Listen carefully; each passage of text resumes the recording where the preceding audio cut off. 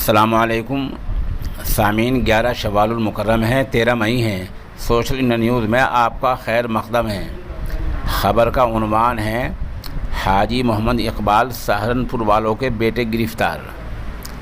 بتلا دیں کہ حاجی محمد اقبال کے بیٹے عالی شان کو دیر رات لگ بھگ 1:30 یا 2 بجے دہلی کے لاجپت نگر سے گرفتار کیا گیا ہے۔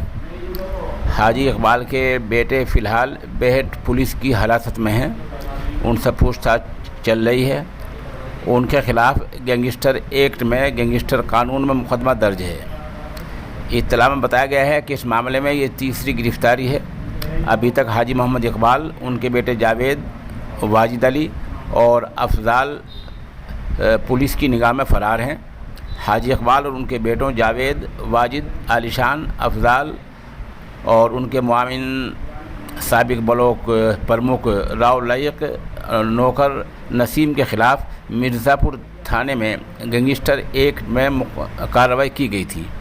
اس معاملے میں راؤ لائق اور نسیم کی گرفتاری ہو چکی ہے اور دیر رات، جیسے کہ ہم نے بتایا، لگ بھگ 1:30-2 بجے عالی شان کو بھی دہلی کے لاجپت نگر سے گرفتار کر لیا گیا ہے۔